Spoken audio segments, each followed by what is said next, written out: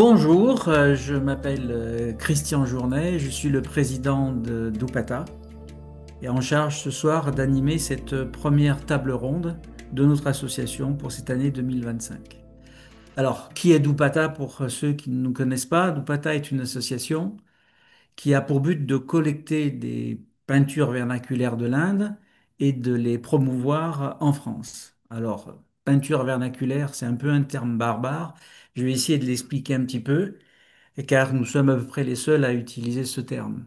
En fait, les peintures dites vernaculaires indiennes sont les peintures des minorités culturelles indiennes, c'est-à-dire de ces groupes tribaux ou non tribaux d'ailleurs communautaires, qui font des peintures qui ne sont a priori compréhensibles que par les locuteurs de cette même communauté ou tribu.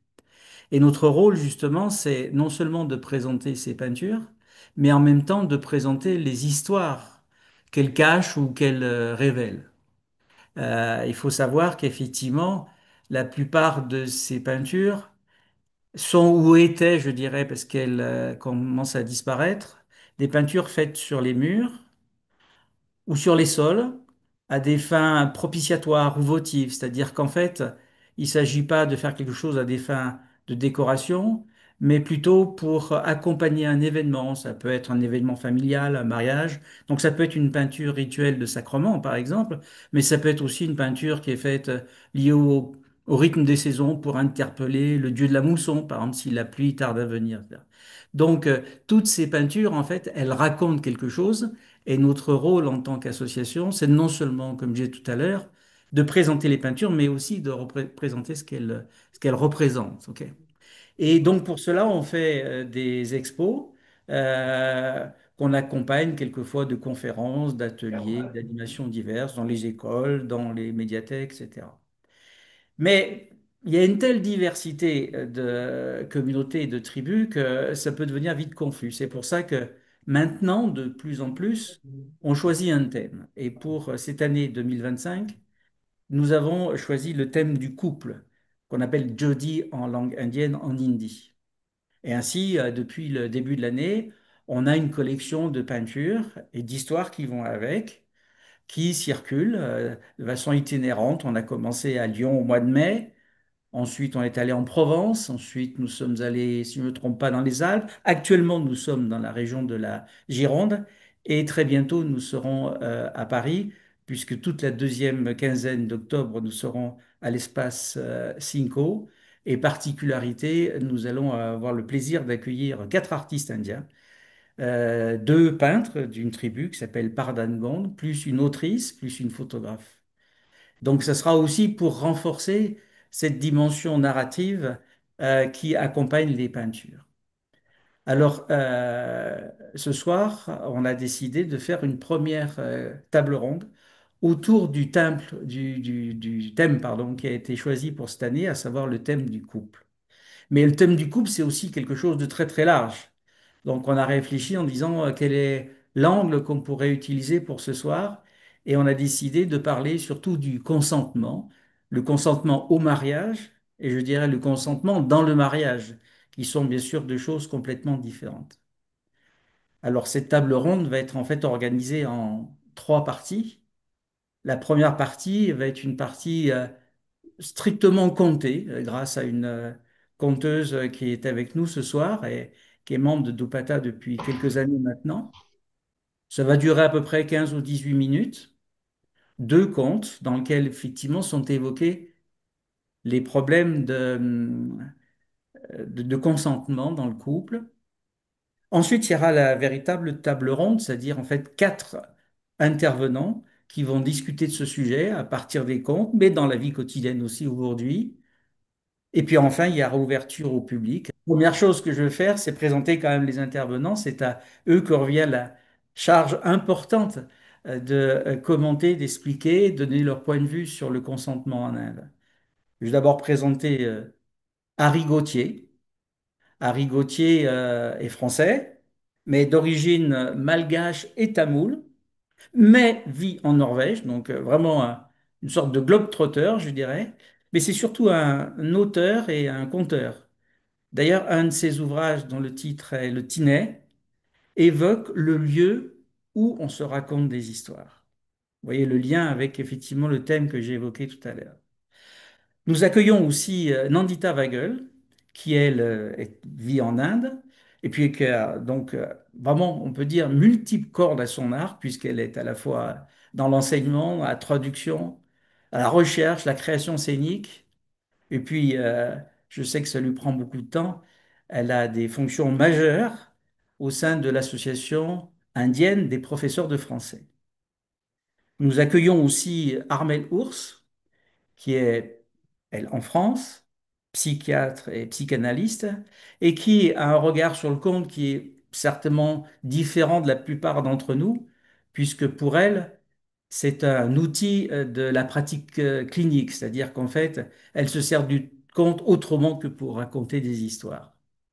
Enfin, quatrième intervenante, Anne Kowaleski, qui est en France, qui est conteuse, formatrice auprès de conteurs, qui connaît alors parfaitement les contes européens, africains et maintenant indiens. Depuis une dizaine d'années, on travaille ensemble. Et même il lui arrive de partir aux États-Unis pour exprimer tout son talent de conteuse. Voilà donc on va organiser cette soirée. Je répète, première étape, ce sont les contes. Deuxième étape, table ronde réservée aux intervenants et ensuite ouverte au public. Alors tout ceci, ça peut se faire grâce au Forum de l'Inde, Forum France-Inde, pardon, qui nous accueille. Et je tiens vraiment à remercier Jean-Louis Lavergne pour son appui à la fois technique et en termes de communication. Voilà, donc je vais maintenant demander à Anne d'intervenir, de nous raconter deux contes, en fait, deux contes différents qui viennent d'une même tribu, une tribu qui s'appelle les Warli, qui se trouve à l'ouest de l'Inde. Merci Anne pour ces deux contes. Bonjour à tous. Il y a quelques années, l'association Dupata m'a contactée afin que je raconte les contes et les récits mis en image par un certain nombre de peintres des tribus vernaculaires d'Inde. Alors, des contes indiens, j'en connaissais, un certain nombre de contes traditionnels et puis aussi des contes issus du Panchatantra, mais en découvrant la richesse et la diversité des contes mis en image, j'étais assez émerveillée.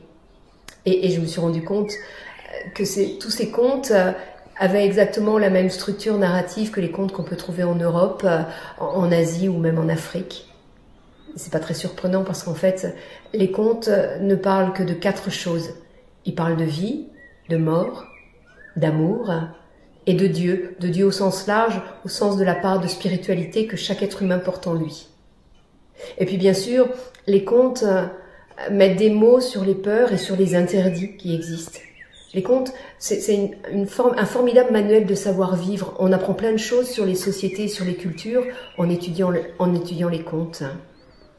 Et puis aussi, les contes, c'est une formidable machine à espérer. Parce que dans les contes, les petits s'en sortent vainqueurs, les méchants en général sont punis, et tout est bien qui finit bien. Alors lorsque j'ai été sollicitée pour participer à cette série de conférences sur le Jodai, sur le couple, j'ai choisi 2 contes. 2 histoires très différentes qui parlent toutes les deux du couple mais surtout du mariage de façon assez différente. Mais j'ai eu envie de les réunir par deux peintures faites par une même et unique peintre. Une femme qui s'appelle Rina Vansingh-Valvi, issue de la tribu des Warli. Rina est une femme remarquable. Elle est femme, à ce titre-là elle est remarquable bien sûr, mais surtout elle est conteuse, peintre, agricultrice, et elle est médiatrice pour toutes les femmes de sa tribu. Et lorsqu'on la voit, elle est animée d'une énergie et une forme de lumière, elle est lumineuse. Et c'est pour ça que j'ai eu envie de travailler à partir de ces peintures. Donc je vais vous raconter 2 histoires. Dans la première de ces histoires, il y a un mariage imposé qui est évoqué. Mariage imposé, et on voit quelles sont les conséquences qui en découlent. Et dans la seconde histoire, il s'agit là au contraire d'un mariage librement choisi. Et là aussi on voit ce qui se passe. Alors, je vous laisse découvrir.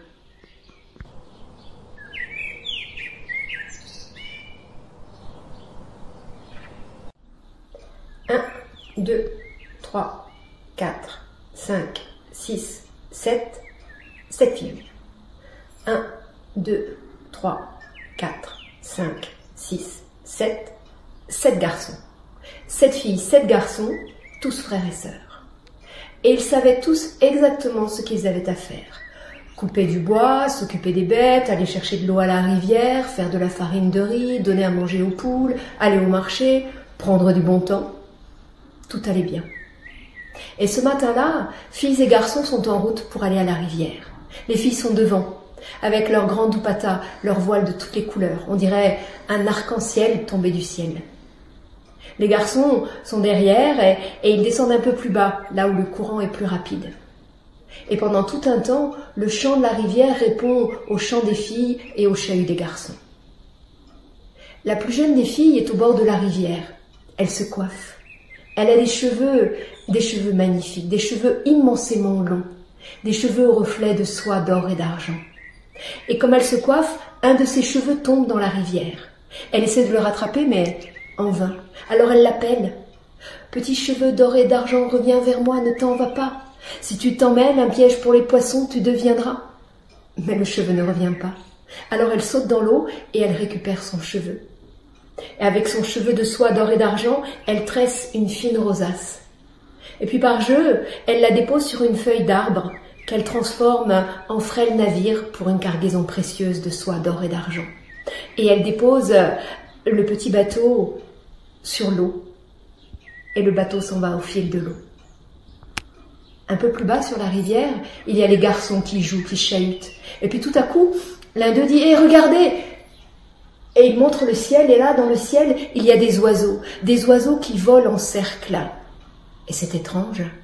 Et leurs parents leur ont toujours dit que lorsque les oiseaux volent en cercle, c'est que quelque chose d'important va se passer. Alors, les garçons regardent autour d'eux, et c'est le plus jeune des frères qui aperçoit dans l'eau le petit navire avec la rosace d'or, de soie et d'argent. Il récupère le bateau et prend la rosace et il se dit « Mais à qui peut appartenir un si beau cheveu ?» Il est subjugué par ce cheveu. Il le regarde, il le touche, il le sent, Non, il ne l'a pas mangé. Mais il prend une résolution. Et il dit, je retrouverai celle à qui appartient ce cheveu. C'est forcément la plus belle des femmes. Et lorsque je l'aurai retrouvée, je l'épouserai. Et pour être sûr de ça, il se tourne vers ses frères, il les prend à témoin et se retourne vers la rivière. Et là, il s'adresse à la divinité de la rivière. Et il dit, ô toi, divinité de la rivière, grâce à qui ce cheveu est arrivé jusqu'à moi, je m'engage devant toi à retrouver celle à qui il appartient et à l'épouser sous ta protection. Promesse faite à une divinité, promesse qui ne devait pas être prise à la légère. Le soir, bien sûr, le cheveu d'or et d'argent a été évoqué. Et lorsque la plus jeune des sœurs a dit que ce cheveu était à elle, son frère s'est adressé à elle et lui a dit « Eh bien, puisque ce cheveu t'appartient, tu dois m'épouser. Je l'ai promis à la divinité de la rivière. » T'épouser ? Mais les frères n'épousent pas leurs sœurs. Promesse ou pas promesse, je ne t'épouserai pas. C'est le père qui a tranché. Il s'est tourné vers sa fille et lui dit « Ma fille, une promesse à une divinité doit être honorée. Tu épouseras ton frère. » Épouser mon frère ? Jamais, je préfère mourir. Et la belle s'est enfuie de la maison pour aller se jeter dans le puits. Elle courait vers le puits quand elle a été arrêtée par un homme et une femme. Mais ce n'étaient pas hommes et femmes ordinaires, c'étaient des divinités descendues sur la terre. Ils se sont adressés à elle et lui ont demandé « Et où vas-tu, bel enfant ?» « Je vais me jeter dans le puits, je vais mourir. Mon père me dit que je dois épouser mon frère, mais les frères n'épousent pas leur sœur, je ne veux pas, je ne peux pas l'épouser. Mais je ne peux rien faire contre une promesse faite à une divinité, alors je préfère mourir. Écoute, prends cette graine, fais un trou dans la terre, plante-la, arrose-la et couche-toi dessus. » La belle a pris la graine, et elle a continué son chemin vers le puits. Au bord du puits, elle a creusé un trou dans la terre, elle a déposé la graine, elle l'a arrosée et s'est couchée dessus. Et aussitôt, un arbre s'est mis à pousser, à s'élancer droit vers le ciel. Et elle était au sommet de l'arbre.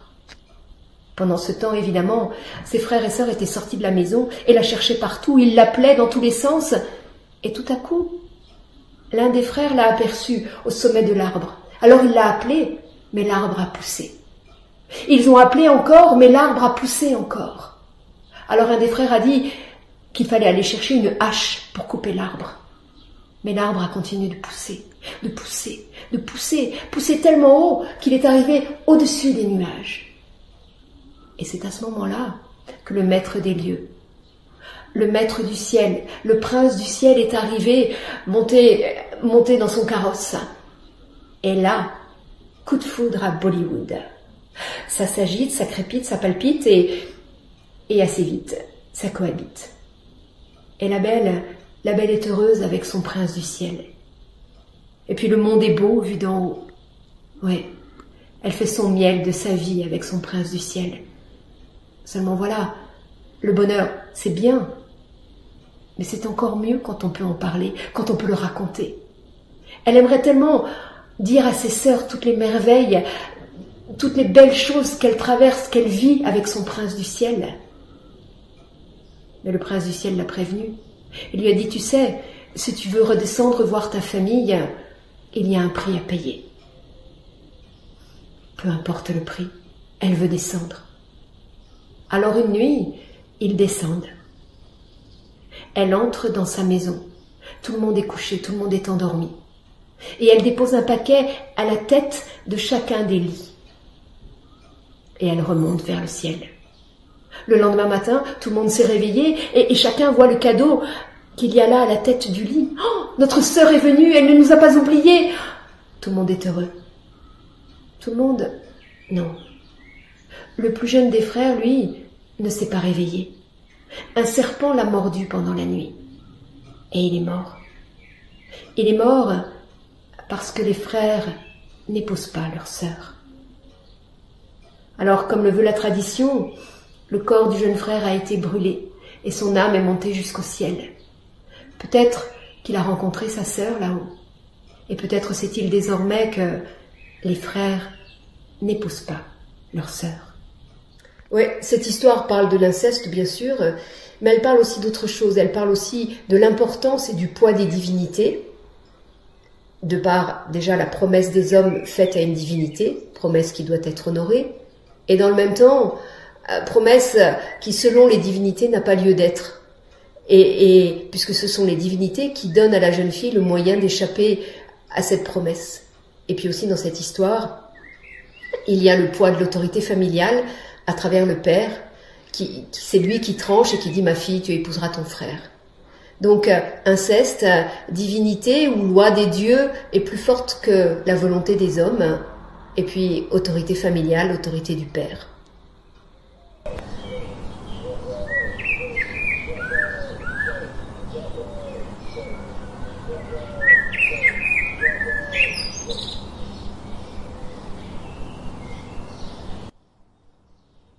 Ces deux-là vivaient un bonheur simple.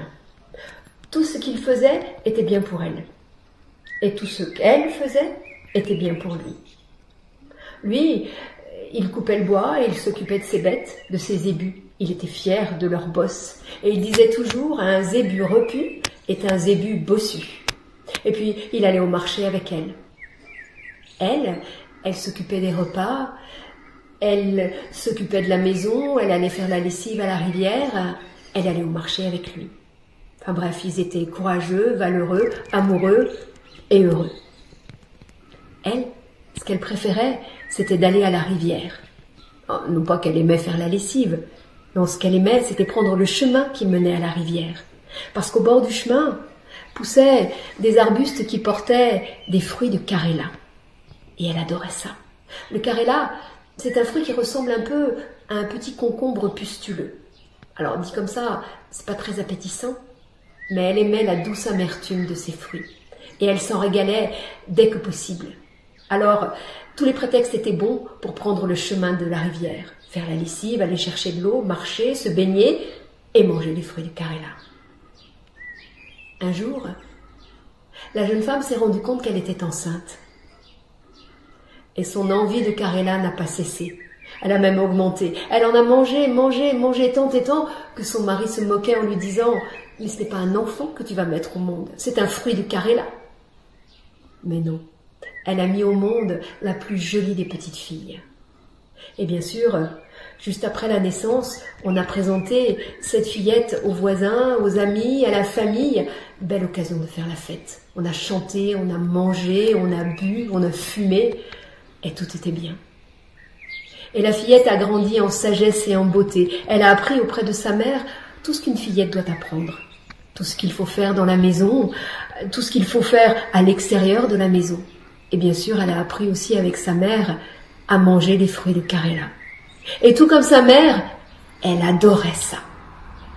Et elle en mangeait dès que possible. Et puis le temps a passé. La fillette est devenue une magnifique jeune fille.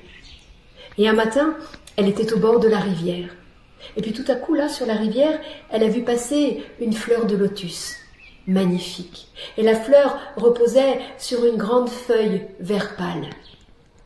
Elle a essayé d'attraper la fleur, mais la fleur s'est éloignée. Alors elle est entrée dans l'eau, mais à chaque fois qu'elle tendait le bras vers la fleur s'éloignait un peu plus.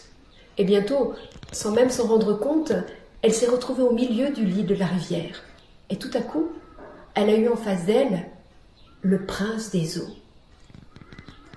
La divinité de la rivière en personne. Il était beau. Et là, tous les deux se sont regardés 1 minute, 2 minutes, 3 minutes, 1 heure, 2 heures. Dans les histoires, c'est comme dans la vraie vie. C'est comme ça qu'on tombe amoureux. Et le prince des eaux lui a proposé de rester avec lui, de venir s'installer dans son palais, de devenir divinité, de se marier avec lui. Une proposition pareille, ça ne se refuse pas. Et voilà la belle qui s'installe dans le palais du prince des eaux, qui se marie avec lui et qui devient divinité. Mais pendant ce temps-là, les parents étaient fous d'inquiétude. Leur fille avait disparu. Alors ils l'ont cherchée partout. Ils l'ont cherchée dans les champs, dans les bois, au bord de la rivière. Ils l'ont appelée, mais elle avait bel et bien disparu. Et un jour, le père, une fois de plus, était au bord de la rivière et de nouveau il a appelé sa fille. Il est entré dans l'eau et il a appelé encore. Et voilà que sa fille est sortie de l'eau. Je vous laisse imaginer la joie des retrouvailles. Et puis une fois les effusions terminées, les questions sont arrivées. Mais où étais-tu? Et que s'est-il passé? Mais qu'es-tu devenu pendant tout ce temps? Alors la fille a raconté. La fleur de lotus, le prince des eaux, son mariage, elle devenue divinité. Et pour donner preuve à son père, elle l'a invité dans son palais. Elle lui a offert un repas avec des mets raffinés, somptueux. Et le père était émerveillé de voir toutes ces merveilles autour de lui. Et au bout d'un moment, sa fille lui a dit « Mon père, ma place est auprès de mon mari. Je suis heureuse là où je suis. » Alors, en rentrant à la maison, « Tiens, prends ce sac. Comme ça, ma mère et toi ne manquerez plus jamais de rien. » Et elle lui a tendu un sac de soie brodée. Et elle a ajouté, mais surtout, n'ouvre ce sac qu'une fois que tu seras arrivé à la maison. Le père a promis, il a embrassé sa fille une dernière fois et il s'en est allé. Sur le chemin du retour, il pensait à tout ce qu'il venait de voir et il avait hâte d'être de retour, de raconter à sa femme toutes ces merveilles, leur fille devenue divinité, le prince des eaux, le palais, toutes ces merveilles. Et il sentait le sac au bout de son bras, le sac qui pesait lourd. Et il se demandait, mais qu'y a-t-il dans ce sac? Au vu de toutes les merveilles qu'il avait vues dans le palais, il imaginait des pièces d'or, des pierres précieuses. Et il avait très très envie de juste jeter un coup d'œil. Mais il se souvenait aussi de la promesse qu'il avait faite à sa fille de n'ouvrir le sac qu'une fois arrivé à la maison. Oui, mais en même temps, s'il regardait, personne ne s'en apercevrait. Et après, on dit que ce sont les femmes qui sont curieuses. Eh bien, malgré la promesse, le père n'a pas résisté. Il a plongé sa main dans le sac et il en a sorti une poignée de pelures de riz. Et quand il a vu ça, il a jeté cette poignée de pelure et il s'est dit comment? Après avoir vu toutes ces merveilles, c'est tout ce qu'elle m'offre, des pelures de riz. Et de nouveau, il a plongé sa main dans le sac et il en a sorti des poignées et des poignées de pelures de riz. Et furieux, il a repris le chemin du retour. Il était prêt à jeter le sac au bord du chemin. Il s'est dit que finalement, peut-être que le sac pourrait servir à sa femme. Et de retour chez lui, il a tout raconté. Leur fille, devenue divinité, ce palais somptueux, ces merveilles, ces richesses, et ce cadeau tellement insultant, infamant, des pelures de riz. La mère a pris le sac, elle l'a regardé et en regardant son mari lui a dit « Dis-moi, est-ce que notre fille ne t'a pas dit quelque chose en te donnant le sac ?» Le père a fini par avouer qu'il avait promis à sa fille de ne pas regarder avant d'être de retour à la maison. « Eh bien, c'est ce que nous allons faire, a dit la femme. » Et elle a retourné le sac, et dans les plis du fond du sac, elle a trouvé quelques pierres précieuses et quelques pièces d'or coincées dans les plis. En voyant ça, le père est sorti de la maison en courant, il est retourné à l'endroit où il avait jeté les pelures de riz. Inutile de vous dire qu'il n'a rien trouvé. Et père et mère d'une fille devenue divinité, de son cadeau, ils n'ont pas vraiment profité. Mais une bonne leçon en ont tiré. Alors si jamais un jour on vous offre un sac à garder fermé jusqu'à chez vous, obéissez, ne cédez pas à la tentation, et peut-être que la fortune vous trouverait. Merci Anne et mes excuses auprès du public parce qu'il y a eu pas mal de décalage entre le son et l'image. Bon, c'est notre première table ronde. J'espère que vous nous excuserez. On n'a pas tout maîtrisé. Mais c'est pas le plus important. Peut-être que le plus important dans cette première partie, c'était d'une part d'écouter Anne, c'est bien de se rendre compte, ce dont je parlais tout à l'heure, ce lien entre le narratif et le pictural, avec cette peintre remarquable qui s'appelle Rina. Maintenant, je voudrais poser ma première question en fait à Anne, puisqu'elle est à l'écran.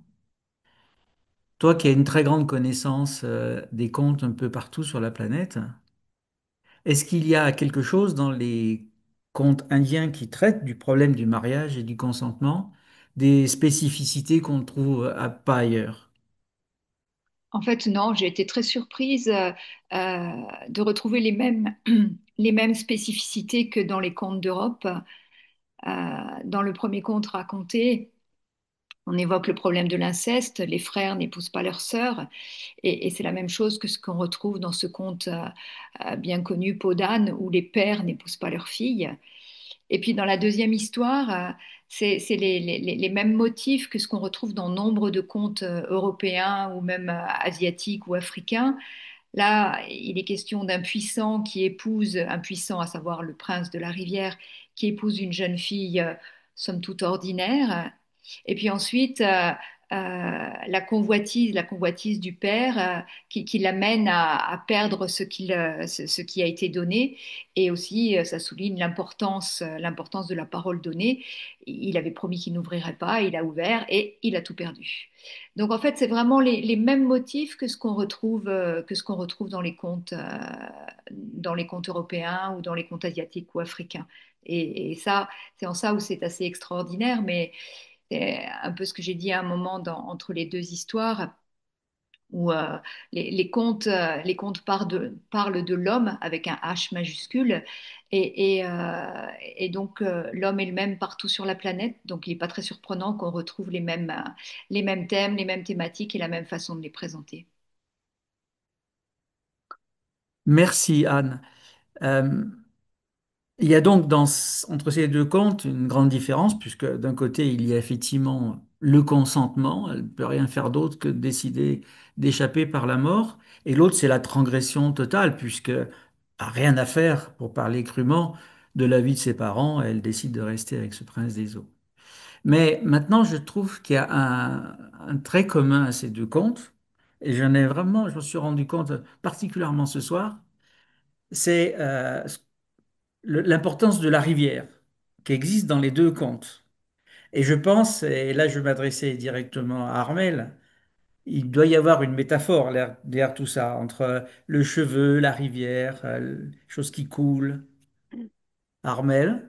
Oui, oui, merci. En tout cas, merci Anne de nous avoir transportés dans cet univers absolument merveilleux. Donc, c'est une très belle introduction pour parler du mariage. Alors, en effet, la rivière, c'est bon, c'est l'eau qui coule, le temps qui passe. Ça peut évoquer des tas de choses. Enfin, le fil, c'est aussi le fil du cheveu, c'est aussi ça qui fait lien. Donc, c'est une métaphore très vivante de quelque chose qui parle de la temporalité.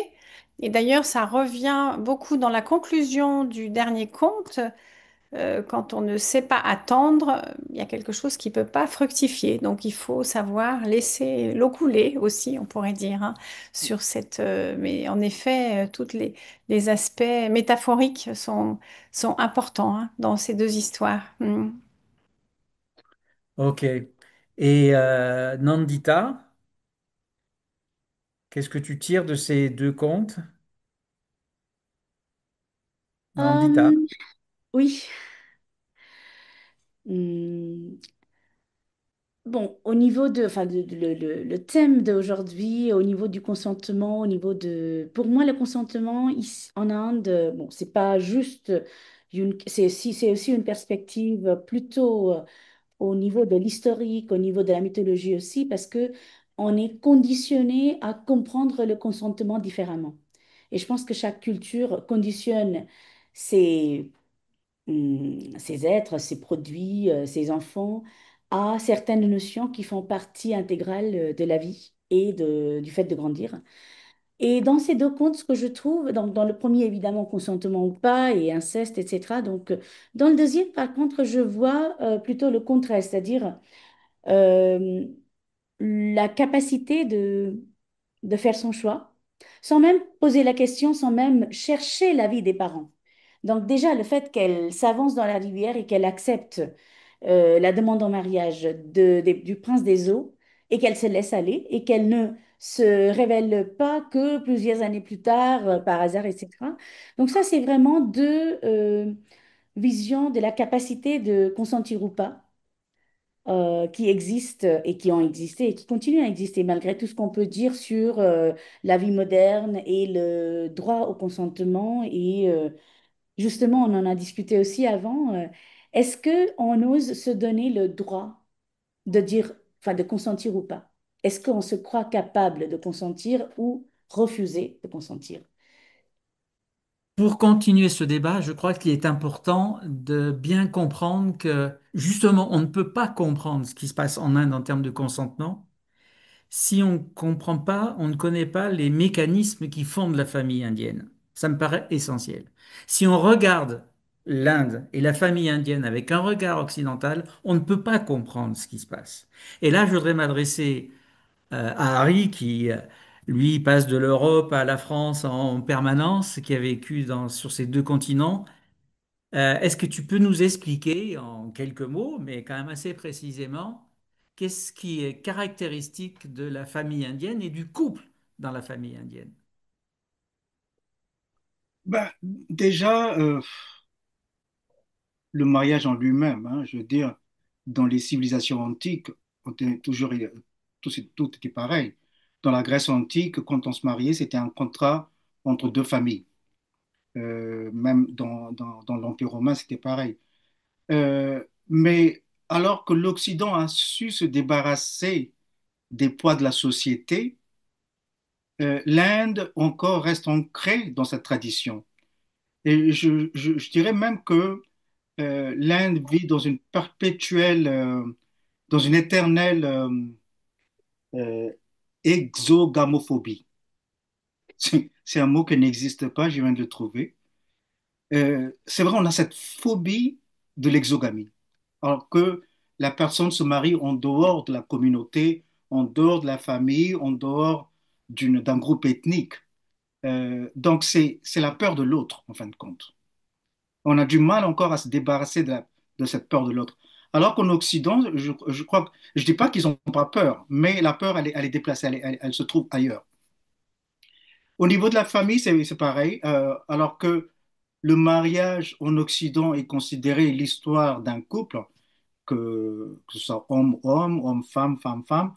Euh, En Inde, c'est encore l'histoire de deux familles, d'une communauté, d'un groupe ethnique et carrément un village, si ça se passe dans un milieu rural.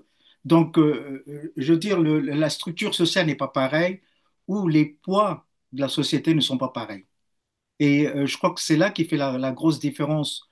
Par exemple, moi, quand je me suis marié en Norvège, et avec mon épouse et moi, on n'était que deux. Ça, c'est quelque chose d'impensable en Inde.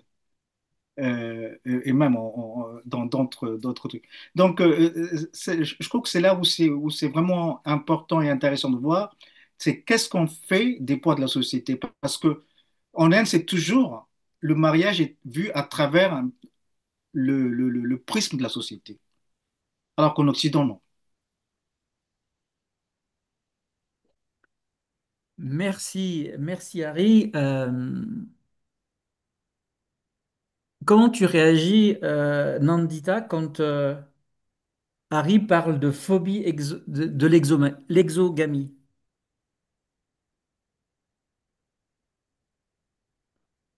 Est-ce que tu es d'accord avec ça? Ah oui, Ton j'arrivais micro. pas à le... Oui, oui, c'est bon. J'arrivais pas à le remettre en marche. Donc, c'est très, très difficile. Tu me poses un colle là. Est-ce que je suis d'accord ou pas avec cela? Non. Je ne pourrais pas dire que je suis entièrement d'accord, ça c'est sûr.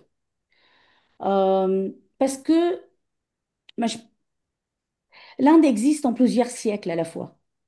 Et sur la totalité de la population, sur la totalité des communautés qui existent parallèlement, les contrastes entre urbain et rural, les contrastes entre certaines communautés, certaines religions.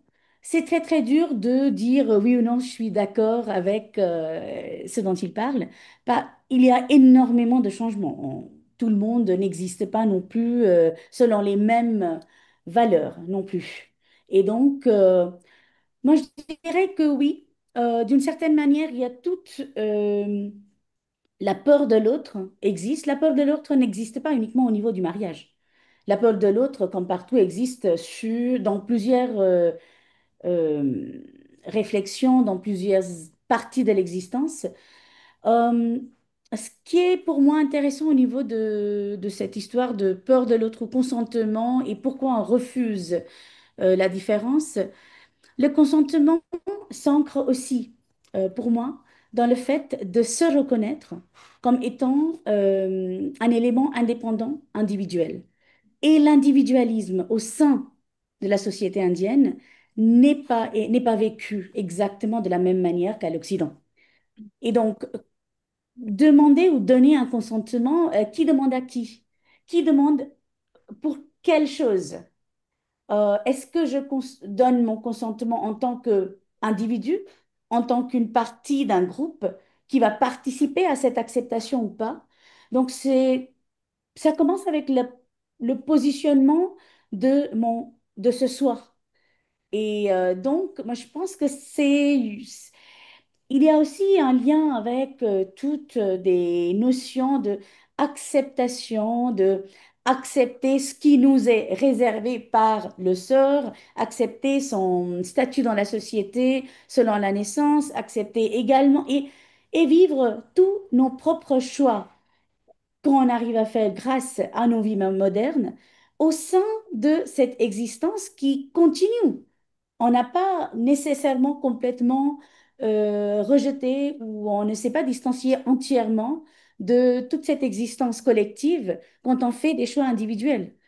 Et donc, la notion de consentement, que ce soit dans le mariage, au niveau de consentement aux actes intimes dans le mariage, au niveau de consentement, tout simplement de partager un repas avec quelqu'un et d'une décision imposée par la famille, ou au niveau du consentement par rapport à tenir des rapports intimes ou pas hors mariage. Ça peut être très, très varié. Donc, je ne pense pas qu'il y ait une réponse vraiment globale qu'on puisse donner à cela. Et aussi au D'accord. niveau de la mythologie, on a énormément de précédents là-dessus. À la fois, on a l'histoire, enfin, tout le monde connaît par cœur, je pense, il y a l'histoire de Draupadi, qui se croit gagnée par un frère et puis qui se retrouve mariée à quatre autres avec. Où on remonte quelques générations dans le même saga. Il y a l'histoire de Amba, Ambika et Ambalika, les trois reines d'un roi impuissant, du coup, qui fait venir quelqu'un d'autre, un sage, pour justement les mettre enceintes. Et ben, une choisit la suicide pour y échapper. La deuxième a tellement peur de ce sage qui est pas très beau, elle se ferme les yeux, et ben, elle. Et la troisième n'a pas peur et elle accepte le sage pour qui il est, donc elle accepte l'homme imposé à l'intérieur d'un mariage par son mari pour qu'elle soit enceinte, et elles sont rendues responsables par leur simple réaction à cette imposition au niveau des enfants qu'elles mettent au monde. Donc, celle qui a fermé les yeux met au monde Dhritarashtra, le père des Kaurava dans le Mahabharata, qui est né aveugle parce qu'elle s'est fermé les yeux. L'autre qui a eu peur fait naître Pandu qui est fragile, faible, etc. Donc, il y a aussi ce poids de la responsabilité de sa réaction au manque de consentement demandé qui est fait porter aussi par les femmes, par la mythologie. Et troisième cas, complètement en contraste, celui de Sita, enlevé par Ravan, le roi des démons, mais qui attend son consentement et ne la force pas. Donc, on a plusieurs exemples comme ça et on peut justement réfléchir à comment cette mythologie fait partie de notre conditionnement primaire. Et comment est-ce que cela a son influence sur notre définition de consentement et d'acceptation. Voilà. Là, tu viens de faire beaucoup de références à la mythologie avec Pandou, avec Draupadi, etc., avec Sita. J'espère qu'effectivement, notre public connaît un petit peu ces personnages importants de la mythologie, mais je voudrais revenir à quelque chose de plus concret, plus actuel, et poser simplement la question suivante. Quelle est la position des jeunes aujourd'hui, quelle que soit leur classe sociale, quelle que soit leur communauté d'appartenance, quelle est leur position par rapport au consentement au mariage? Je dis bien le consentement au mariage. Comment ils réagissent par rapport à ça? Alors, je vais donner à nouveau la parole à Harry, ok, avant de te la donner à d'autres personnes. Harry? Oui, déjà, il faut savoir que un mariage arrangé n'est pas forcément un mariage forcé. Ouais. Ça, on est d'accord là-dessus. C'est pas parce que on propose à la fille ou au garçon de se marier qu'on on va forcer la personne à se marier avec quelqu'un qu'elle n'aime pas ou qu'il n'aime pas. Ça déjà, qu'on appelle ça, dans la vision occidentale, on a toujours, on a toujours tendance à penser que le mariage arrangé est un mariage forcé. Or, ce n'est pas le cas. Bien sûr, il y a des changements sociaux et sociétaux qui se font en Inde, et c'est énorme. Nandita a entièrement raison de pointer là-dessus. Il y a une différence entre les comportements urbains et les comportements ruraux. La ruralité, malgré le fait qu'il vit un peu en retrait de tout ce qui se passe dans le monde, mais maintenant avec tous les réseaux sociaux, il rattrape un peu le retard de ne pas vivre dans un milieu urbain. Donc, ils savent qu'est-ce qui se passe en Afrique, ils savent qu'est-ce qui se passe dans le monde entier. Et donc, ça influence un peu leur façon de penser, leur façon de prendre des décisions. Et ça, c'est très important. Donc, il y a la distance entre, enfin, l'étau se resserre entre l'urbain et la ruralité, pardon, et ce qui, bien sûr, affecte nos façons de voir, nos façons de penser, nos façons de réagir à des traditions ancrées dans la société. Et en l'occurrence, le mariage, le consentement dont tu me parles, je crois que même dans les milieux ruraux, les personnes refusent catégoriquement une personne imposée par les parents. Donc, il y a un grand changement qui est en train de se faire en Inde.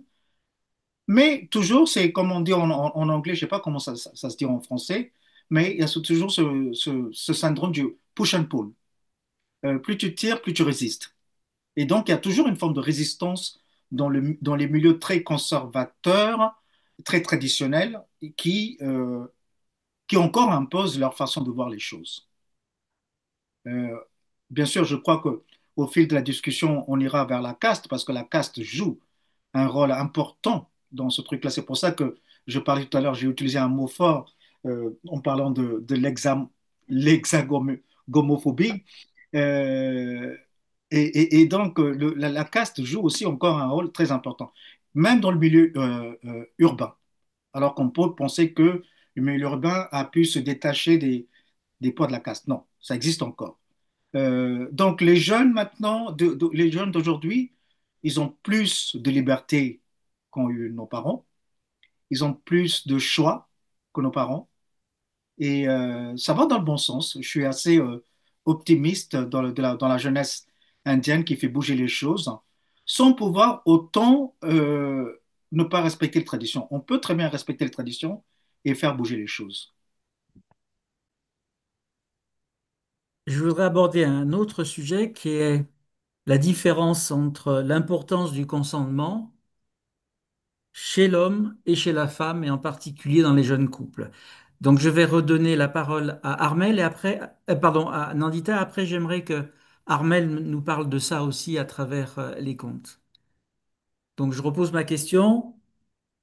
Est-ce qu'on peut parler du consentement de façon générale lorsqu'on parle de jeunes personnes ou est-ce qu'on doit avoir une analyse différente en fonction du genre?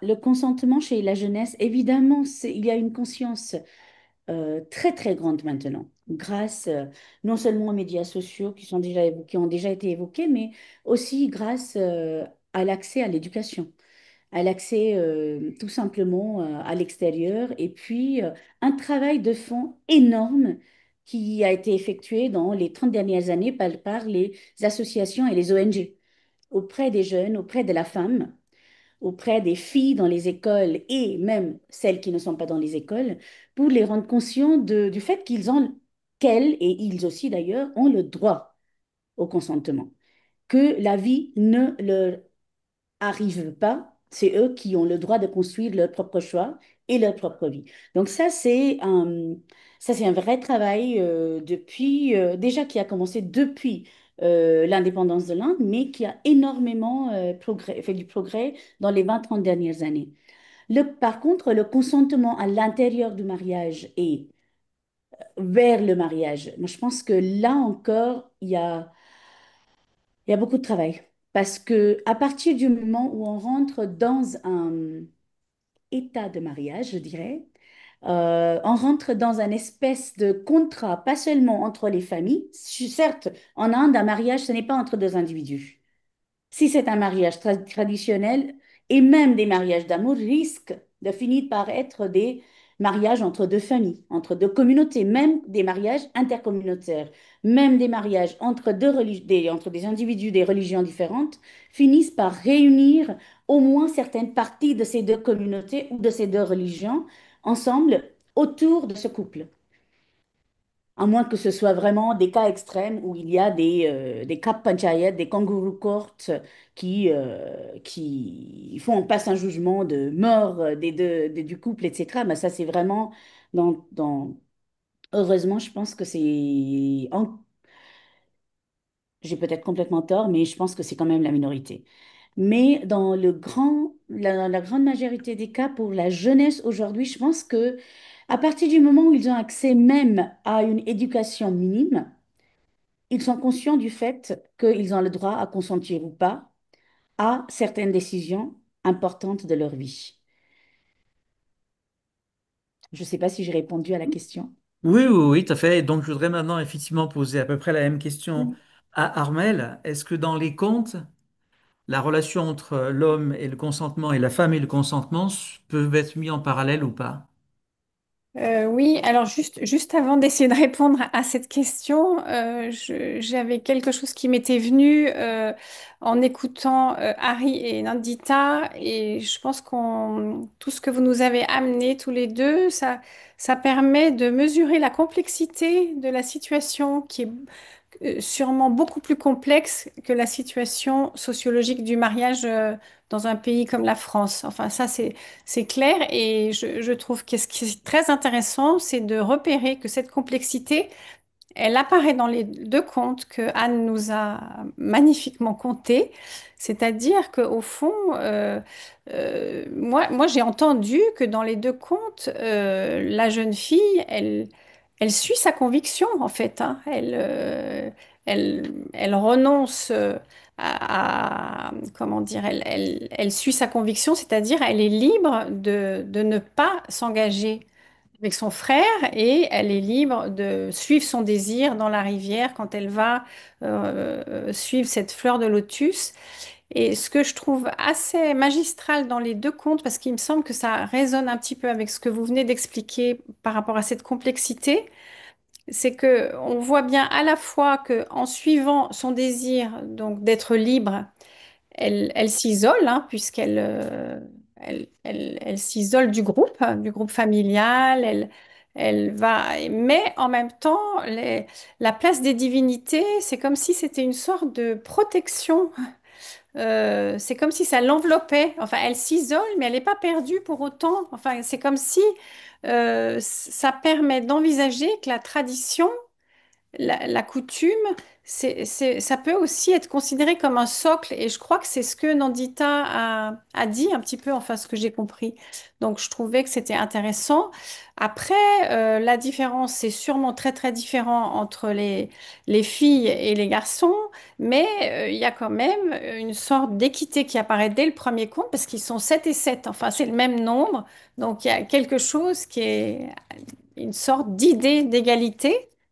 Et puis, la jeune fille, elle se laisse aller à son désir ou à sa conviction, mais on pourrait dire que son père qui se précipite sur le sac pour aller chercher les grains, il est aussi, comment dire, il a laissé aller son élan sans restriction. Et voilà, c'est comme si, je pense que dans les deux contes, il y a aussi tout le poids de la tradition, mais pas forcément comme un obstacle, mais aussi comme un soutien, parce que ça fédère le groupe. Et le fait de pouvoir s'engager dans quelque chose qui est comme un processus, c'est pas immédiat, il faut laisser le temps au temps. Et tout ça, c'est très important par rapport à toute la question du désir et de la satisfaction immédiate qu'on connaît bien en Occident, hein. Voilà. Mais je sais pas si j'ai répondu clairement à ce que tu voulais me demander. Enfin, Ça va très bien comme ça. mm. Euh, je vais en profiter maintenant pour ressaisir quelques questions qui arrivent du public, et en particulier une que je viens de voir passer à l'instant, puisqu'on n'en a pas parlé. Est-ce qu'aujourd'hui, les applications, les agences en ligne, toutes les annonces dans la presse, dans des hindous, etc., ça vient pas remplacer progressivement les marieuses et donc favoriser en fait les mariages par consentement des futurs couples. Je parle pas des familles. Est-ce que Armel ou Harry pourraient répondre à cette question? Oui, absolument. Je veux dire, les sites matrimoniaux maintenant qui remplacent les marieuses, comme on appelait les brokers à l'époque, remplacent, bien sûr, donnent plus de champs de choix, on va dire, hein, pour choisir et pour dire oui, oui ou non. Oui, bien sûr. Je veux dire, comme je dis tout à l'heure, ça va dans le bon sens. Mais il y a toujours, même quand on va dans le bon sens, il y a toujours quelque chose qui nous ramène. Là, je parlerai plutôt de la communauté. Par exemple, une personne d'une certaine caste va essayer de trouver une personne de la même caste, obligatoirement.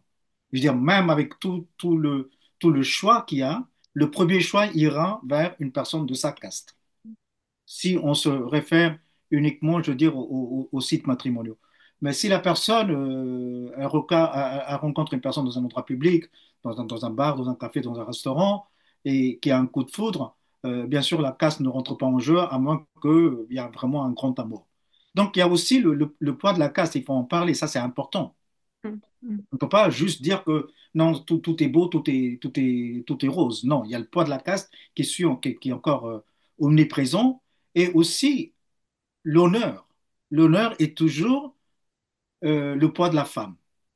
Quand le mariage se casse la gueule, c'est toujours la femme qui en pâtit. Donc l'honneur est toujours sur le dos de la femme. Et donc ça change, mais en même temps, il y a des choses qui ne changent pas. Et comme disait Dandita tout à l'heure, euh, l'Inde vit sur plusieurs siècles en même temps.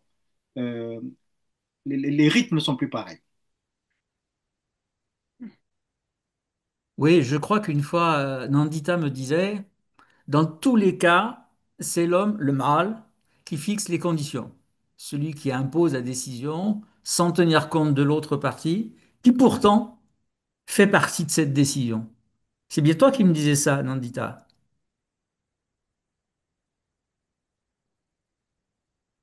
J'ai perdu Nandita. Non, non, son micro n'est pas. Ah, c'est Ah, son micro qui n'est Son pas micro. branché. merci, merci. Tu as entendu ce que je J'arrive dis? pas, oui, oui, oui, bien sûr. Oui, oui, on avait justement eu cette discussion il y a un moment. Euh, oui, j'avais dit ça, c'est sûr. En même temps, ce que disais tout à l'heure, tu viens d'évoquer les sites, etc., quelqu'un dans le public. En même temps, ça me fait rire parce que quand on regarde les critères qui sont intégrés au niveau des choix à effectuer quand on va se inscrire dans ces sites, c'est incroyable parce que justement, même dans ces sites soi-disant très modernes, contemporains, on peut choisir qui on choisit dépendant des mêmes critères qui ont été fixés par nos arrière-grands-pères. Donc, si je me mets sur un site, j'ai le droit de mettre, enfin, mon profil peut contenir justement tous les critères qui ont été très, très importants depuis des siècles. Et je peux également mettre des filtres qui ne permettent que ceux qui appartiennent exactement, comme disait Ari, à ma caste, à ma sous-caste, à ma religion, à ma communauté, au statut social que je décide. En même temps, de l'autre côté, je me dis, pourquoi interpréter ça comme un manque de consentement? Parce que cela aussi est un choix. Moi, je dirais plutôt que décider de continuer à faire des choix, soi-disant qu'on appelle des gens comme moi traditionnels, est aussi autant un choix que de faire le contraire. Et donc, c'est par contre là où la question se pose, c'est que ce choix et cette priorisation qu'on fait de certains critères, même quand on passe par des sites soi-disant libres des contraintes sociologiques, dépendent énormément. On retombe dans le fait de, enfin, je pense que c'est un mot qui me travaille énormément, c'est vraiment un conditionnement très très fort et ça retombe dans notre définition de soi. Comment est-ce que je me place par rapport à l'autre? Ari l'a évoqué tout à l'heure aussi. Où est-ce que je me place? Comment est-ce que je me définis et comment est-ce que je définis euh, la personne que je trouve acceptable pour partager ma vie? Si les critères prioritaires pour moi restent ceux qui ont été les priorités pour ma grand-mère, parce qu'elle ne savait pas autre chose. Mais moi, si je connais un monde différent, si j'ai eu accès par l'éducation et par le voyage et par autre chose à un monde où je sais très bien que je pourrais être tout à fait compatible avec quelqu'un qui ne soit pas ni de ma religion, ni de ma communauté, ni de ma caste ou sous-caste, ni même quelqu'un qui parle la même langue maternelle que moi. Et malgré tout cela, moi, je suis capable de quand même mettre des critères importants qui sont les mêmes que ma grand-mère. Là, ça aussi, c'est un choix. Et ça, je pense qu'on passe un tout petit peu à côté de ça souvent dans l'Occident parce que on s'imagine que tout ce qui est traditionnel Mm. existe sans choix. Et tout ce qui est non traditionnel, alternatif, moderne, nouveau est un choix. Mm. C'est pas du tout le cas. Je pense que ça, c'est vraiment une réalité Moi aussi, j'ai découvert, après un certain nombre d'années, après avoir révolté longuement contre les structures sociales typiques. Voilà. Moi qui ai une vision un peu plus schématique et moins profonde que vous, mais lisant régulièrement, je dirais tous les dimanches, les pages du Hindou dans lesquelles il y a toutes les agences matrimoniales, ce que j'observe quand même, c'est que systématiquement, c'est la caste ou l'appartenance religieuse qui est indiquée, c'est le positionnement de la famille, le niveau de richesse et l'âge, et après un peu aussi la couleur de peau de la jeune femme, etc. Ok. Et ça m'amène à une question qui a été posée par quelqu'un qui nous suit. Aujourd'hui, si on doit comparer l'importance de la richesse, de la position sociale par rapport à la position en termes de caste, qu'est-ce qui est le plus déterminant en termes de mariage? Est-ce que c'est la situation sociale, donc pouvoir d'achat, on va dire, ou la situation de caste? Ben, je crois que la caste et la classe sont un peu difficiles à dissocier, Ouais. comme si on ne pouvait pas dissocier la race et la classe, tu vois, que ce soit en Occident ou ailleurs. La caste et la classe, bien sûr, il y a des personnes qui sont de basse caste qui peuvent avoir un statut social élevé, il n'y a aucun problème là-dessus, mais je crois que je reste sur ma position. Je reste, même si j'ai utilisé ces néologismes un peu forts, je reste sur ma position que l'exogamie est toujours une phobie chez nous.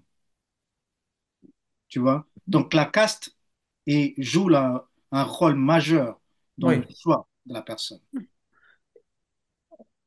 oui.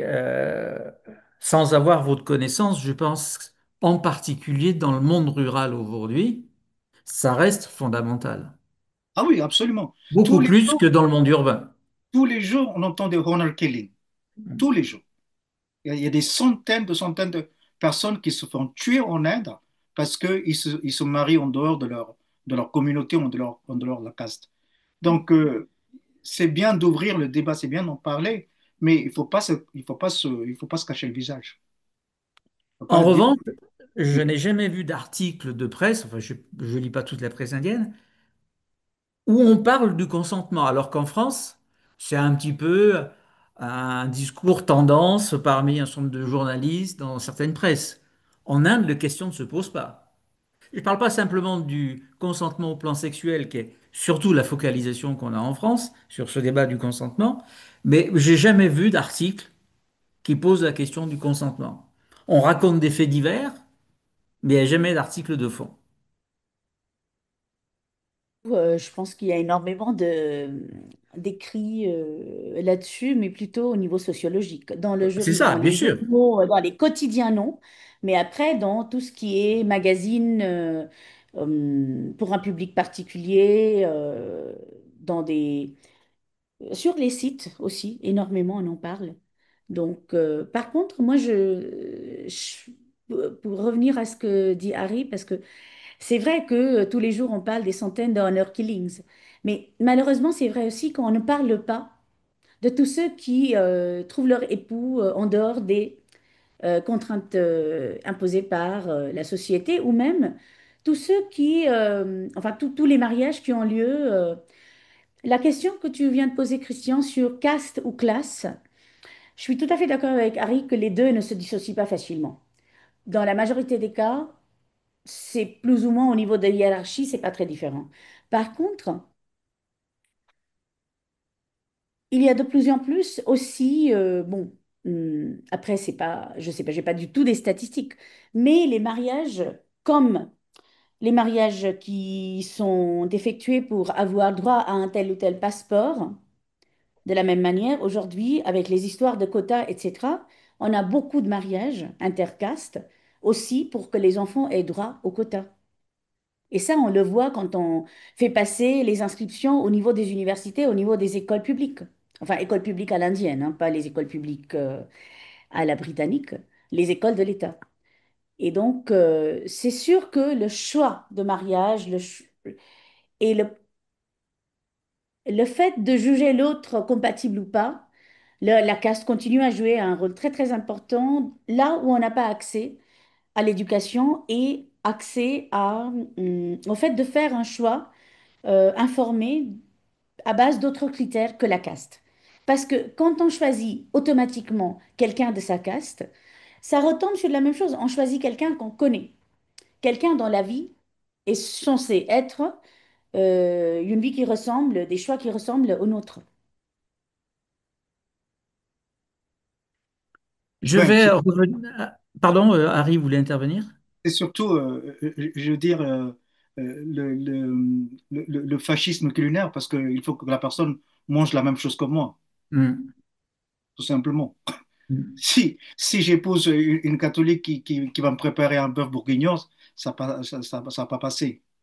Donc, qui tient la cuisine, c'est la femme.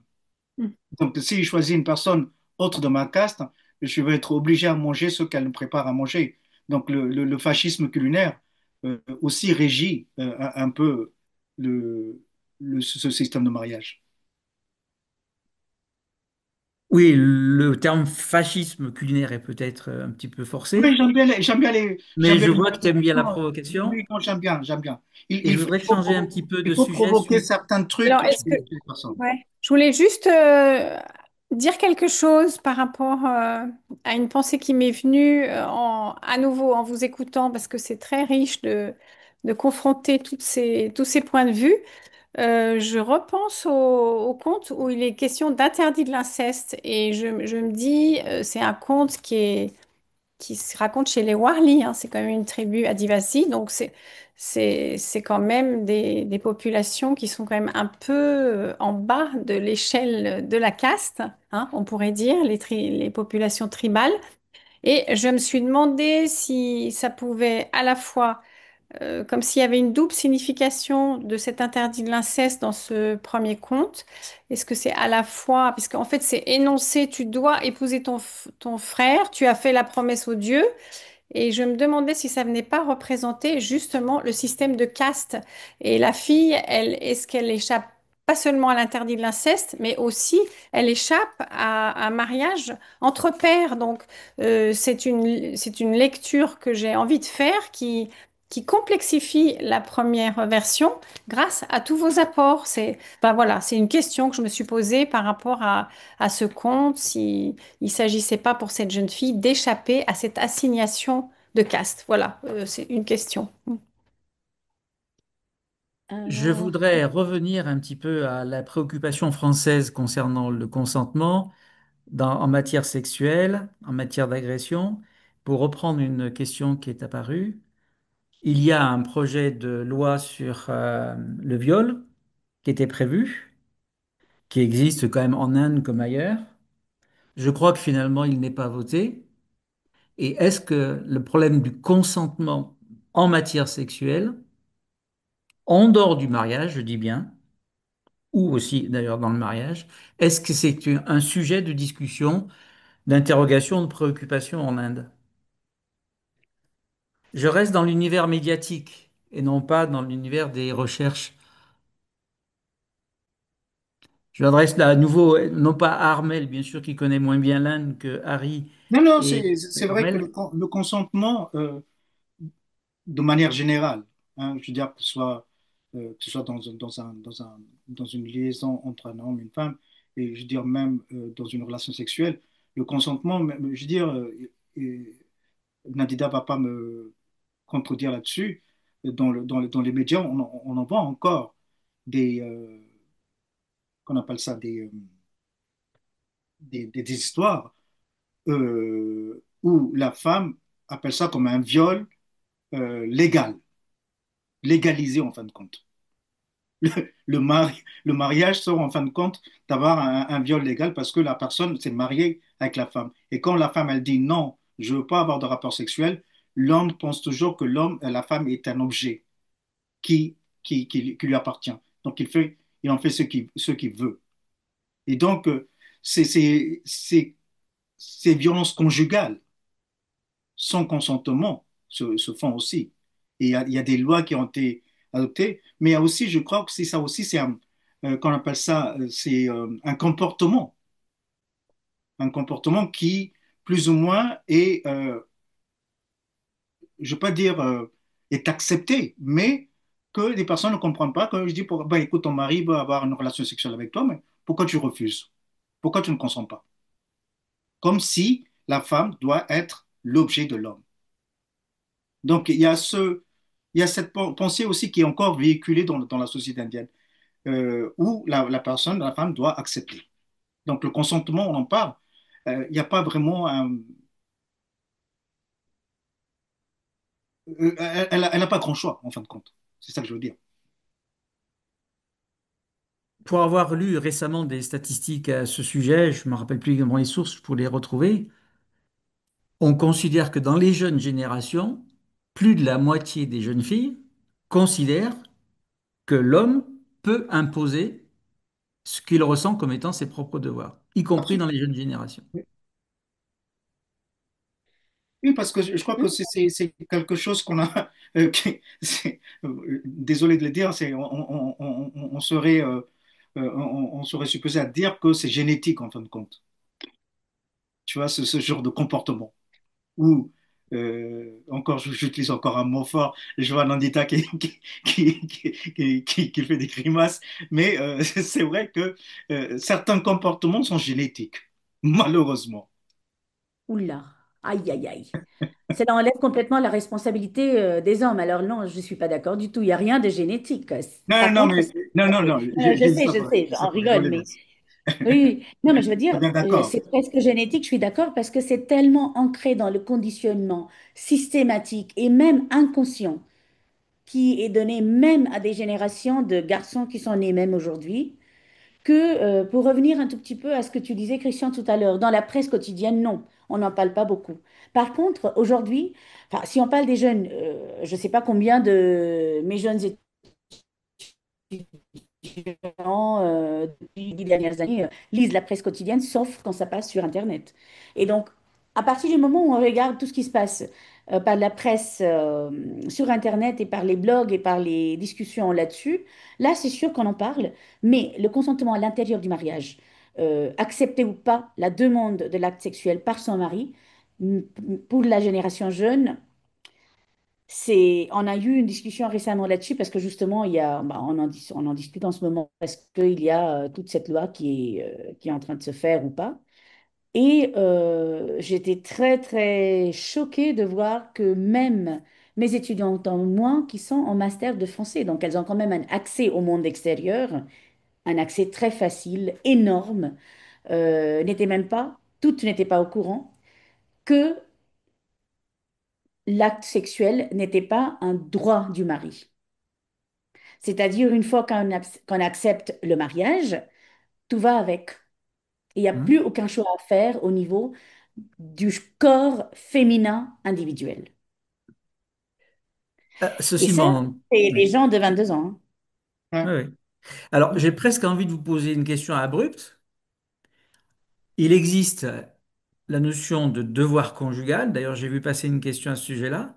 Est-ce que vous pouvez me dire si en tamoul, si en marathi, si en hindi, il y a une expression, un vocable qui veut dire exactement devoir conjugal? Est-ce que ça existe ou pas? Ça existe pour la femme. Et la première femme qui a écrit un texte publié en marathi, un texte de femme publié en marathi en 1857, on a parlé dans ce texte, un texte qui s'appelle La comparaison entre femmes et hommes. C'est un texte de Tarabai Shinde, le premier publié par une femme en marathi. Et elle parle justement de ça. Donc il y a tout à fait la terminologie, par contre, c'est le devoir conjugal de la femme. Le mari n'a aucun autre devoir conjugal et je pense à cela parce que déjà à cette époque-là, elle avait même posé la question de une femme qui refuse l'acte sexuel au mari est tout de suite maudite. Un homme qui refuse le plaisir sexuel à sa femme, rien. Donc le Hmm. devoir conjugal existe uniquement pour la femme. Le mari, s'il lui refuse l'acte sexuel, c'est son choix. Il a le Mm. choix de conférer ou pas le plaisir physique sur sa femme, et son épouse. Bien. Et, Je- euh, Oui. pardon. Vas-y, Non, non, vas-y, vas-y, vas-y. vas-y. pour compléter, ce qui est très intéressant, c'est quand on lit les textes descriptifs à propos des Ganika, donc des courtisanes d'une époque beaucoup plus ancienne, dans un des textes écrits par une courtisane, il y a cette référence en disant que je préfère mon statut, non seulement que je choisis avec qui je m'engage au niveau sexuel, mais un homme qui passe la nuit chez moi est obligé de me faire plaisir. S'il refuse, il est à la porte. Donc, cet contraste entre femme épouse et femme libre, même courtisane, même mal vue, entre guillemets, je trouvais ça très intéressant quand j'ai vu ce texte. Très bien, je vois que l'heure passe, il est 19h51, on devait terminer à 45, on a commencé un peu plus tard. Avant de clore cette soirée, est-ce que chacun d'entre vous quatre a quelque chose à rajouter, indépendamment de toutes les questions un peu forcées de ma part? Je vais peut-être commencer par Anne, qui a débuté la soirée. Est-ce que tu as quelque chose que tu voudrais rajouter ou une question à poser? Non, j'ai trouvé que les interventions de Nandita, de Harry et d'Armel étaient passionnantes. Non, j'ai juste et je me dis que l'introduction par les contes a permis d'ouvrir grand la porte sur plein d'autres choses et j'ai trouvé ça passionnant. Merci à vous tous en tout cas. Merci. Armel, quelque chose à rajouter? Ah, Pas de son. ah, voilà, je pouvais pas rétablir mon micro. Bah, je vais m'associer au remerciement d'Anne, hein, parce que j'ai trouvé que c'était très, très riche comme débat, très, très intéressant. Et c'est vrai que le fait d'avoir introduit cette soirée par le conte, c'est très important parce que euh, Nandita et Harry, vous avez bien démontré le poids des traditions qui peuvent être des étaux. Du côté de l'entrave, mais le conte ou les contes, c'est aussi la tradition du côté de l'appui et du côté de l'appartenance à un groupe. Ça n'a pas que des aspects négatifs. Donc, je pense que ça, c'est très important de penser qu'il y a une question d'équilibre entre appartenir à une tradition, à une culture et trouver sa liberté. Mais au fond, c'est le parcours que doit faire chaque être humain quand il devient adulte, hein. Donc voilà, je trouvais que cette question-là, elle apparaissait bien. Donc voilà, je voulais aussi remercier les trois et les quatre avec Christian intervenants parce que j'ai trouvé ça passionnant. Harry, ton mot de la fin? Moi, je dirais trois mots, ce que disait Ambedkar. Educate, agitate, organize. L'éducation est la clé. Si on ne donne pas une bonne éducation, si on n'éduque pas nos enfants de comment se comporter, comment voir la société et euh, comment réagir vis-à-vis d'une femme. Si on n'éduque pas nos enfants, on aura tout perdu. Donc, moi, je dirais, l'éducation est la clé de tout de de toutes nos plaies de la société. Je vois passer un message, éducation sexuelle à l'école en Inde. Je pense pas Bon, qu'on en soit encore là. Ah Je vais si, terminer si. Si, si, si. avec Nandita. Alors, j'ai déjà répondu à cette question sur l'éducation sexuelle. Ça fait partie du programme, c'est obligatoire à tout niveau, que ce soit des écoles publiques ou privées. Bon, ça c'est fini.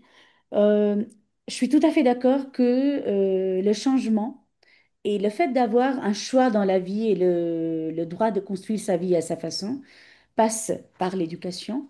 Malheureusement, j'ai vraiment pas envie de terminer sur cette note, donc je dirai autre chose après, mais en ce moment, ça fait très très peur parce que justement, l'éducation euh, dépend de l'État et quand l'État commence à réviser les valeurs qui sont passées par les programmes éducatifs, en ce moment en Inde, nous qui font partie du système de l'éducation nationale et l'éducation des États, ça commence à nous faire très, très peur parce que justement, comme disait Harry là, élever son enfant, que ce soit garçon ou fille, avec un certain nombre de valeurs qui passent par l'éducation, par la modernité, quand cette éducation commence à changer justement ces valeurs, pour remettre en place des valeurs avec lesquelles ça fait longtemps qu'on n'est plus d'accord, quelques générations d'ailleurs, c'est justement l'éducation qui devient de nouveau vecteur